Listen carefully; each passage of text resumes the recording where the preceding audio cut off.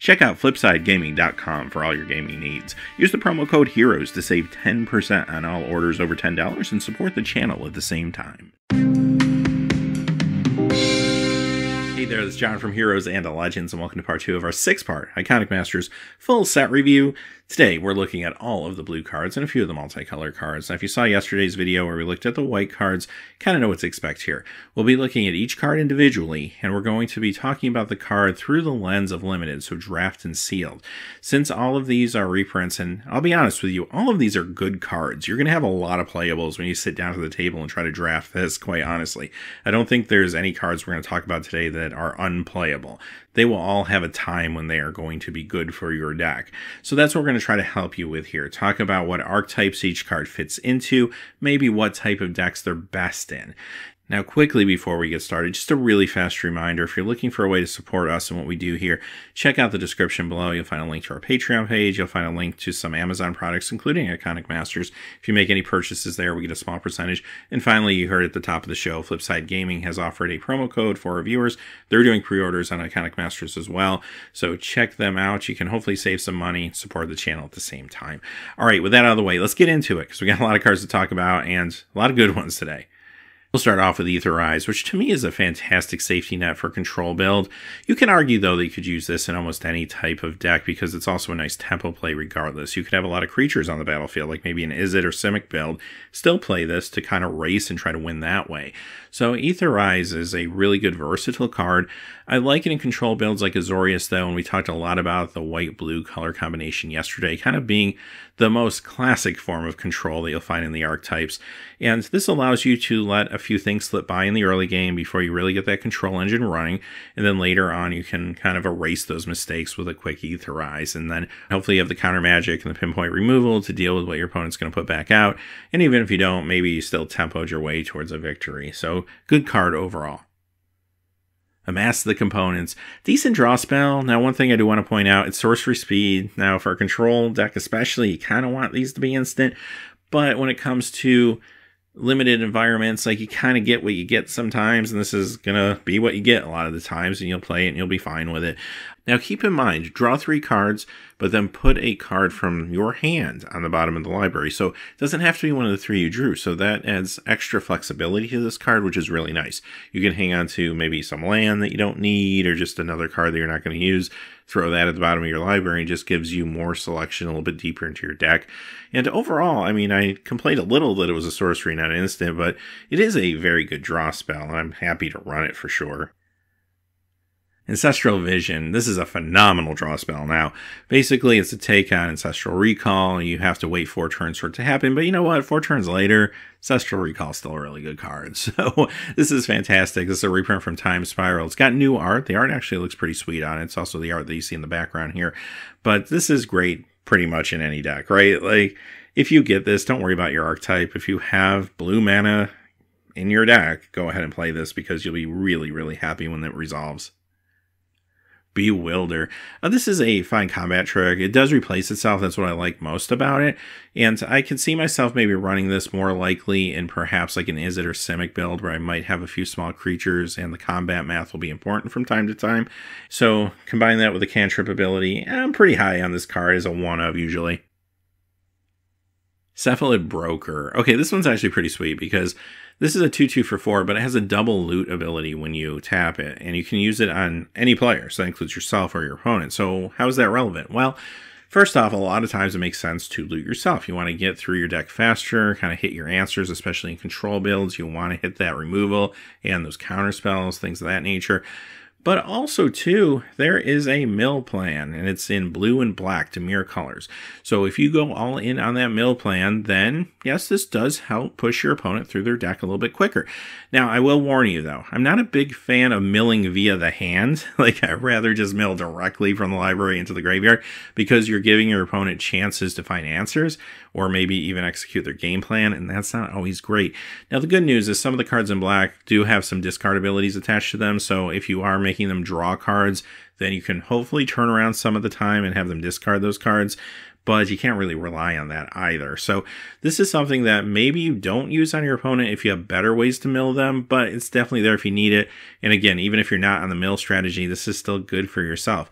Now, in this particular set, there's not a whole lot of graveyard shenanigans. There's a few. There's one we'll look at today, as a matter of fact, but they're pretty mild. I think because they went so heavy in mill, they didn't want to go too heavy on graveyard shenanigans because that might become kind of a broken archetype, I think. So they were real careful about that.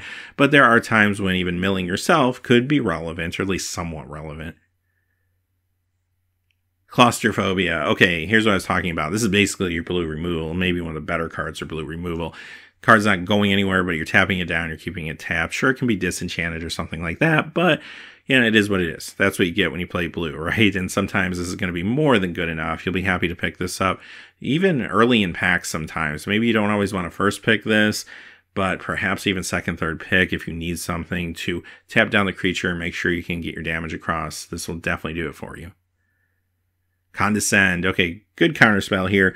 This one also allows you to scry 2, which is kind of nice. This is going to be a little bit better maybe later in the game at times when you have more expendable mana, but it's still going to be good for those control builds like Azorius Control. Consecrated Sphinx. Alright, this is a mythic. This card is just awesome if you ever had a chance to play with it. This actually used to see a fair amount of modern play, not quite as much anymore. Still an awesome cube card though, but this is easily first pickable all day long. You'll be happy to run this thing. If you're casting blue spells, run it in your deck. It doesn't matter what archetype you're into. 4/6 flyer for 6. Whenever an opponent draws a card, you may draw 2. I mean, just think about that double looter you just saw a few seconds ago. If you have this on the battlefield, your opponents, you just loot them, make them double loot. They draw 2, discard 2, you draw 4. Yeah, that's insanity, right? So some of the draw spells you see that you can use on your opponent actually could be very beneficial if you happen to get lucky enough to get this card. Now, it's a mythic. You won't see it all the time, though. But when you can play with it, play with it. I mean, a lot of times, you know what? You play this for 6. Your opponent untaps, they draw, you draw 2, they take a removal spell, get rid of this thing, but you got them to burn a removal spell and you drew 2 cards for 6 mana. That's not bad, actually. Even if this card does nothing else, this thing's a powerhouse. Play it all day long. Cryptic Command, another card that's a powerhouse. I love these modal cards. This one, of course, choose 2. Very classic card. You're probably very familiar with it. Really cool art, by the way, too, on this one. Choose 2, counter target spell, return target permanent to its owner's hand, tap all creatures your opponents control, draw a card. So what's nice about this is, yeah, it's good in control because it counter stuff, lets you draw cards, but it's also good in very creature-centric decks because if you tap down all your opponent's creatures, just attack in for a big attack or something like that, you can win a game that way. This card does win games sometimes, and again, yes, you could argue maybe it's a little better in control builds, but you can probably work this into any deck as long as you're comfortable with 3 blue in the casting cost. Day of the Dragons. This one's kind of interesting to me, and I was trying to think, well, am I comfortable running this with 3 blue and 4? It's very expensive, and it's very deep into the blue color, so it's still good though, but you have to think, I first have to be pretty comfortable about getting to cast this. And secondly, I'm going to have some targets. I have to have some creatures on the battlefield for this to really matter or do anything. Am I confident my deck can do that? If I am, then yeah, sign me up. I'm going to try to run this thing. Where I think this will probably be best is maybe the Simic build. And I could see perhaps Izzet with some small creatures too, and maybe even Dimir, you'll have some small creatures running around here and there. But what I would say is with the Simic build, they're very focused on a Defender Matters game plan. And your opponent might not be too threatened by a few defenders out on the battlefield. So you could have some walls sitting out there that you can turn into 5/5 flyers towards the end of the game and just go in for a big strike. It's a little awkward, though, that when you create these tokens, you're going to have summoning sickness, so you have to wait another turn. That might not always be good enough for you or fast enough. I mean, you can still attack that turn with what you have and then turn them into dragons, of course. But yeah, this is sometimes going to feel a little wonky. I won't lie to you. But there are some decks where I'd be happy to run one copy of it. And it's rare. You're not going to see it all the time. But when you do, if you have that right archetype and that right deck, then maybe it'll work out for you. Diminish. This is another basically blue removal card. This is going to be a combat trick that lets you get rid of something. And a lot of times, again, if you don't have enough good removal, maybe you're in another color and you don't have a lot of strong removal in blue or that color, then yeah, this will do. Dissolve. Good counterspell. I mean, it's a cancel type spell, 2 blue and 1. You do get the scry one though. Kind of nice. Definitely good for your control builds. Distortion Strike. Okay, this is actually pretty sweet. It's a sorcery, it costs 1, but target creature gets +1/+0, and until the end of turn can't be blocked, and then you rebound, so you get to do it again next turn. Here's where I really like this. I'm thinking Izzet, because Izzet's going to have a lot of prowess creatures, and you're going to find a lot of non-creature spells to kind of enhance those prowess creatures. This was a great one, because not only are you getting the prowess trigger, but you're getting the +1/+0, and you're making it unblockable not once, but twice, perhaps. That's actually really, really sweet. So it's going to be best there. I mean, it can work into some other builds too if you have creatures, of course, but this is really tailor-made almost for that Izzet plan. Doorkeeper. Okay, this is another card that kind of fits into a few different places. First off, it is a defender, so it kind of goes well with the Simic cards where sometimes that's going to matter for you. But of course, this is also a mill card. And even if you're in black-blue and you're into mirror, then okay, maybe you get a few of these. I mean, they are common. You might be able to pick these up if no one else is on the mill plan. It should be easy. Or if no one else is on the defender plan, I guess. So if you get maybe a couple of these and 1 or 2 of the other big cards we've been looking at and we'll be looking at, then perhaps you got a strategy on your hands. So also too, don't discount the fact that this gums up the ground really good. So a 2 casting cost 0/4 defender might be good even in a Azorius build if you need to gum up the ground, if you're not confident in all your removal. Elusive Spellfist, another good card for Izzet decks, but again, can be played in others. What's nice about this is you'll find a lot of non-creature spells, and this is kind of like quasi-prowess. I mean, it gives the thing +1/+0, but also makes it not being able to block, and that's a pretty big deal. So, yeah, I think that's actually pretty sweet for Izzet, but can also be good maybe even in Azorius if you're just trying to pound a few points of damage across here and there, and you don't have any really good finishers creature-wise. Flusterstorm. This one is a little awkward, I think, and limited. It's probably really here more so for constructive purposes. Card desperately needed a reprint. I mean, we've seen a few big reprints already in this particular episode. I mean, Ancestral Vision, Cryptic Command, Flusterstorm being the third of those really large ones. This is from the Commander 2011, one of the decks there, and this card is great for a sideboard card in like Legacy and Vintage, so it really needed a reprint, so I'm glad they kind of worked it in here. Is it playable in limited games? Yeah, if you need a counterspell, it might be fine. Some of the time it could surprise your opponent. Definitely only costs 1. They might not really be prepared for it or play around it, and it's going to be good. You might have better things, and if that's the case, maybe you don't play it. Fogbank. Okay, if you've ever played with this card before, you know how frustrating it can be. 0/2 for 2, defender flying, and prevent all combat damage. It would be dealt to and dealt by Fogbank. So you just sit there and play these things, just hide behind them, basically. And your opponent can't do anything about it unless they can actually directly damage the Fogbank, which, sure, they'll be able to at some point, but in the meantime, those big 4/4, 5/5 flyers are just going to be sitting there staring at you. They can't get across. And it's fantastic for control builds that are trying to just muck up the board while they get their legs under them. So this is good in Azorius control. This is also good in Simic because it is a defender. And again, that's going to matter some of the time too. So there's a lot of places you can play this and probably be pretty happy with it. Frostlinks. This is a kind of standard tap down creature. We see a lot of these nowadays. 2/2 for 3 and tap something down, doesn't untap next time. So this is a very good card. Probably a little bit better than Izzet, where you have maybe some smaller creatures you're trying to get across for damage, or even Simic.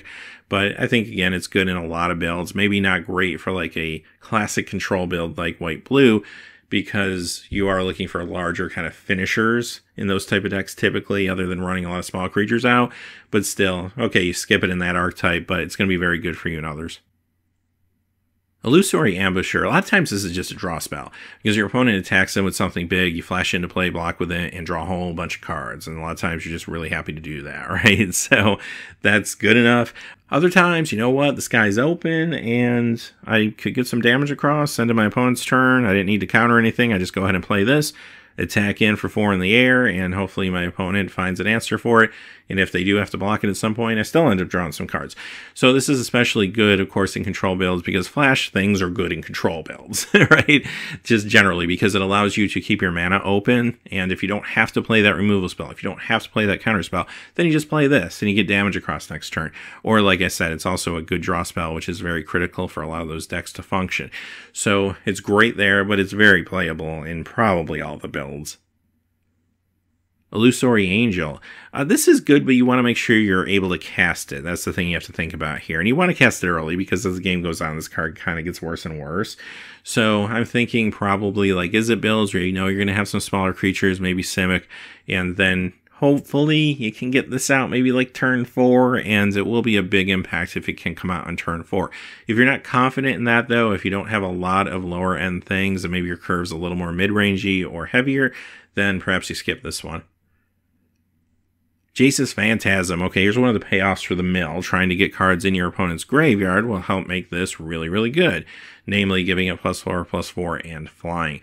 So this is a 1/1 flyer for 1, but the potential is there for it to be a pretty big play, especially if you can mill your opponent early on or make them discard early on or dump some cards in their graveyard. So graveyard matters for this set, like I said earlier, is really more about numbers of cards in graveyards, usually more so than what's actually in the graveyards.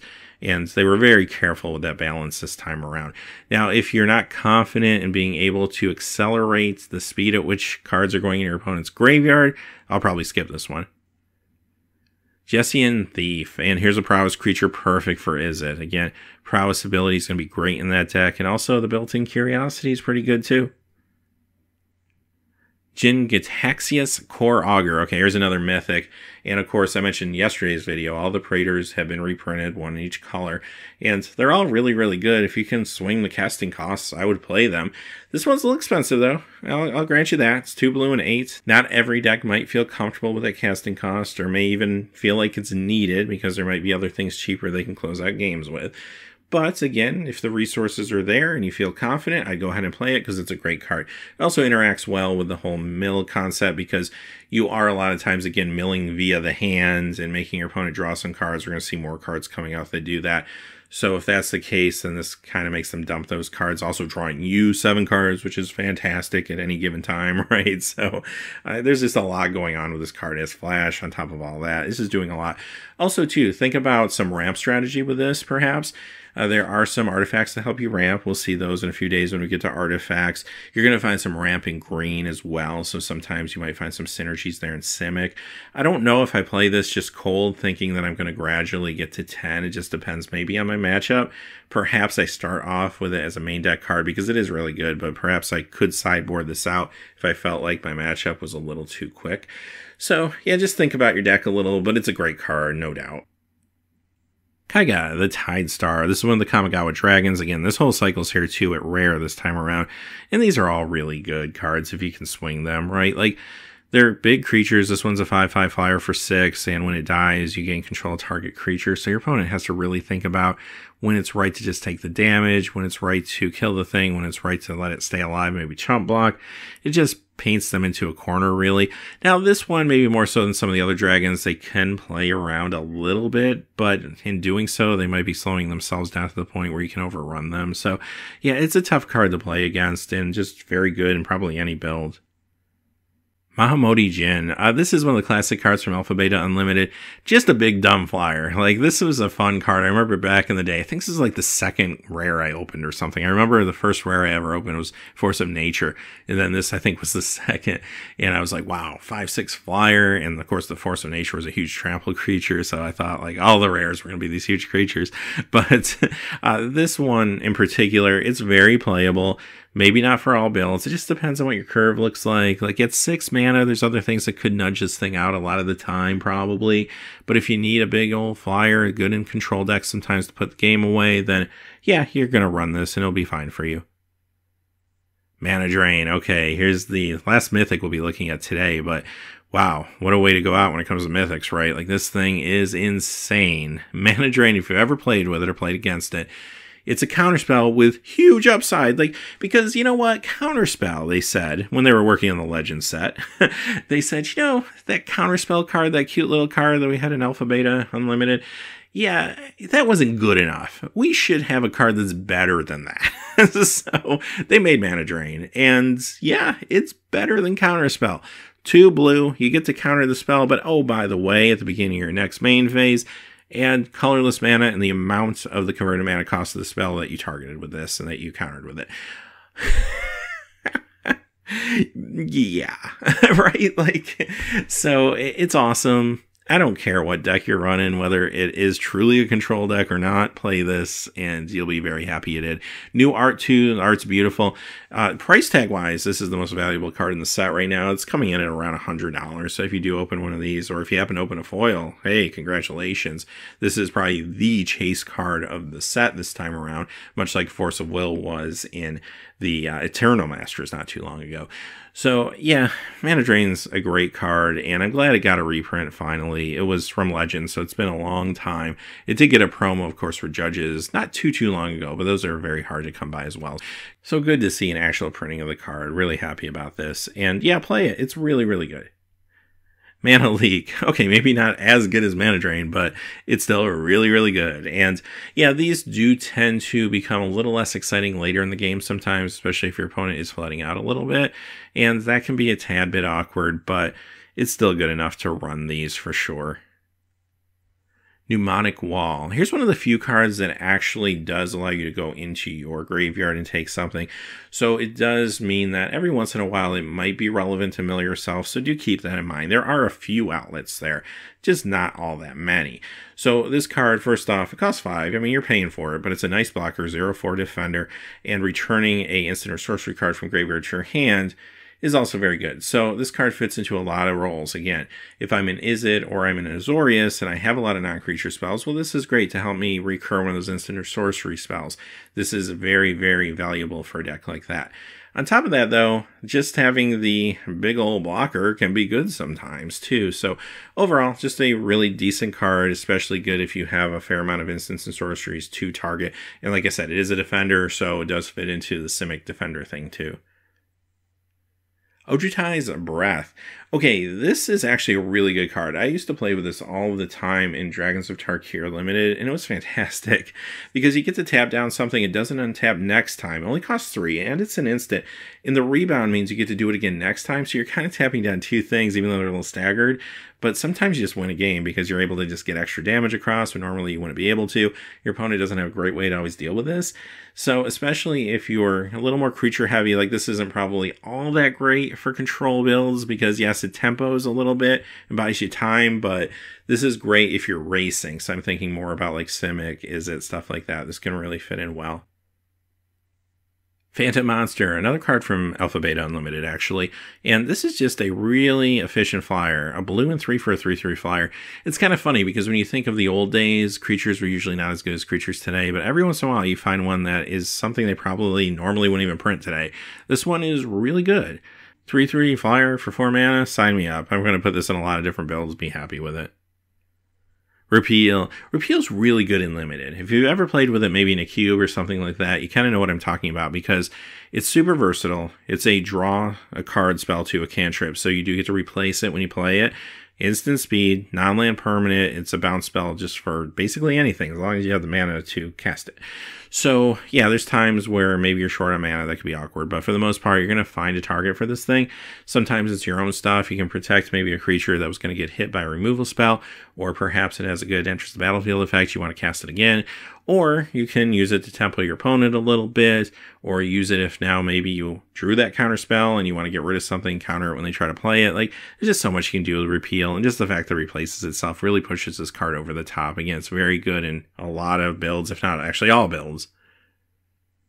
River Wheel Aerialist. Here's another big dumb flyer. This one costs 6. It does have prowess, so yes, it works a little bit better maybe with Izzet or Azorius, but at the same time, who cares? It's still a 4 or 5 flyer. It's still big enough.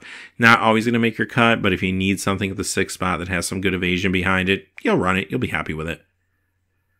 Shriekgeist. This is really tailor-made for that mill deck. If you're on the mill plan, go for it, right? If you're not on the mill plan, you probably avoid this because a 1/1 flyer for 2 where mill isn't that consequential for you isn't that exciting. But if you think that this is a piece in the cog of maybe that Dimir black-blue mill strategy, then yeah, you'll play maybe a couple of these and have a pretty good time with them. Skywise Teachings. This is good for control builds, obviously, because of the non-creature spell mechanic here. Now, I'm not a big fan of playing an enchantment that comes into play, especially a 4 and doesn't do anything on its own. But if you can sneak this down in, say, a white-blue control deck, for example, then you don't have to worry about sneaking down any other creatures for the rest of the game. All you have to worry about is your control, drawing cards, getting counter magic, getting removal, that type of thing. And just playing magic, you're going to get these little 2/2 flyers that eventually just win you the game. So it's a great strategy. It also works well in Is It because, again, that's going to be kind of instant sorcery heavy, typically, those decks. Not all the time, but a lot of those builds will be. So as long as you have enough targets where you feel like I have enough non-creature spells that I'm comfortable with this, yeah, go ahead and run it. I think it's going to be good for you in the right build. It's not for all builds though, right? So if you're more creature heavy, perhaps you're playing a more creature heavy blue-black deck, or you're playing a Simic deck or something like that, blue-green, then yeah, perhaps I don't necessarily run this out. So again, just know your deck, make sure you have enough targets. Sphinx of Yuthun. If someone took this card and covered up the name and asked me what it was, I would say, I don't know, because I always call this Fact or Fiction Sphinx. So, yes, this is what it is. 5/6 flyer for 7 mana, getting a tad expensive, but you get a free Fact or Fiction out of it. Fact or Fiction's really good. 5/6 flyers are really good. You'll be happy to play this. Again, it doesn't really matter which deck. I think this is good everywhere. Teferi, Mage of Zhalfir. Teferi, probably one of my favorite characters just in all the Magic lore, so always happy to see this card or any card with his likeness on show up. So I think this is pretty sweet. I'm glad this is included, and this is just a really good card. First off, it gives all your creatures flash, which is great for control builds. Now, you do have to sneak this thing out at 5 and 3 on color. That's not always easy. Not every deck might be able to swing that comfortably, but if you feel like you can, what's nice about it is once it's out, then you can always just hold back your mana, because if your opponent plays something you need to counter, okay, counter it, but if they don't, at the end of your turn, at the end of their turn, I should say, you play your creature, and wonderful, you get to attack it next turn, and you didn't kind of lose anything out of it. So this card does enable some big plays down the road. It also cuts off their ability to counter your stuff for used instance. Basically, at that point, they have to use their instance on their turn, or even flash creatures. So it just does a lot of good stuff as long as it can stay alive. Really good card. Again, it's not for all builds, because that 3 blue might be asking a lot for some decks, especially if you're going 3 colors or something like that. But if you can play this card, it's definitely worth it. Thought Scour. I always love this card. Thought Scour is awesome because, again, it's very versatile. If I just need to replace this card, I can play 1 blue. I can basically mill myself and draw a new card. A lot of times that's very relevant to help you get through your deck. Now, again, you don't have a lot of ways to like reanimate or anything like that, unfortunately, in this set. They're very careful about that when they throw in cards like this. But you can use it to just advance your deck. Sometimes it's good enough. But probably more than likely you're using this to mill your opponent when it comes to this particular set, and you're looking at those Dimir blue-black decks. Windfall. Okay, here's another card that fits into that blue-black deck as well. Again, it kind of works as mill in a way because you're making your opponent discard their hand and then draw more cards as long as either you or the opponent has a fair amount of cards in their hand. Now, this is a nice way to restock your hand, but it's also a nice way to get them to dump some cards and draw into more cards, so it helps them whittle down their library. So that matters in a couple ways. Helps them run out of cards eventually in these 40 card decks, but it's also going to populate their graveyard for things like Jace's Phantasm we saw earlier, so it all kind of makes sense in the end, right? Now, Windfall is a little risky in the way that you are letting your opponent see more cards. They could find an answer, they could put something down that you don't have an answer to, so you are taking a little bit of a risk. But again, we'll talk about some of the black cards in the next episode that do create discard opportunities, so in conjunction with those, I feel a little bit better about that plan. All right, let's move on to some multicolor spells with Blizzard Spectre, which is blue and black. Now, this is a 2/3 flyer for 4, and it's not super exciting on paper, but let's look a little bit deeper. When it does combat damage to a player, you get to choose one. That player discards a card, or that player returns a permanent he or she controls to its owner's hand. Okay, so a couple things to keep in mind. Doesn't work on you, so you can't return one of your own things. It has to be the person that took the damage. So just be mindful of that. Secondly, discarding a card, not at random, it's not a Hypnotic Spectre, but it's still good. So if you are in a situation where you're making your opponent loot to work through their deck or something like that, or maybe use Windfall like we just saw, then this is a nice backup play to make them at least discard one of those cards, perhaps, at least part of the time. So that can be good, and like I said, there's other cards in black that also promote this whole discard idea too. So in conjunction, this could be decent. Also too, by bouncing something your opponent controls, because it is permanent, by the way. So if they stumble on lands or something, this can be a pretty big play on turn 4. So yeah, this is good, definitely. If you're in those colors, then I would play it. If I'm not in those colors, maybe it doesn't make my cut. Like, I don't necessarily see myself splashing blue or black for this card. Like, I don't know if it's that great, but it's a possibility if I need to. Glimpse the unthinkable. Okay, well, here you go. You want to talk about a big mill spell. This is another much-needed reprint, actually, from back in the Ravnica block, the original Ravnica block. So it's been a while with this one. Now, 2 casting costs, a black and blue, sorcery speed, but you can mill 10 cards off a player's library. Again, it could be you, but it's probably not going to be. It's probably going to be your opponent. They're probably going to be having a bad day. Now, it is rare, so you're fortunate to get one. You're probably not seeing 2 of these things. But even one of these things in a 40-card deck is going to be pretty tough to deal with. Okay, let's move on to Is It Blue and Red. And we have Electrolyze, which totally makes sense of what we've been seeing, right? Just a little snappy direct damage spell, 2 damage divided as you choose among 1 or 2 target creatures and or players, and it replaces itself. You get to draw a card. Perfect for turning on prowess, doing a little bit of damage to a small creature, just powering that damage across. And we saw cards that can lead to things becoming unblockable in this deck.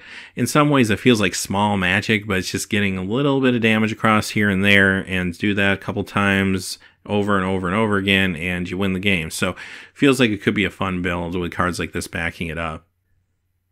And our last card, Hypersonic Dragon. This is awesome. Again, now your sorceries can be played as if they had flash, so basically turning them into instants.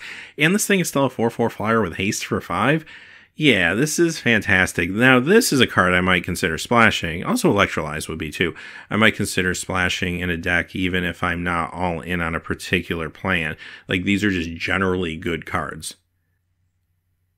All right, that's what we have for today. Now, our next episode, we're going to focus on all the black cards and a few of the multicolor cards again as well. And we'll work through as we go through this coming week. And a week from this coming weekend, November 17th, this thing drops. So hopefully you'll get a chance to play some Seal, play some draft with this at your LGS, or at least with your friends. So until next time, hey, thanks for watching. Please remember to like, subscribe. Have a great day. Hey, thanks for watching. This video is made possible by the generous support of viewers like you on Patreon. Check out the description below for links to our Patreon page as well as our Amazon affiliate store, where a small percentage of all sales will also help support the channel. Finally, if you haven't had a chance yet to subscribe, hit that subscribe button so you don't miss any new videos on Heroes and Legends. Talk to you again soon, and have a great day.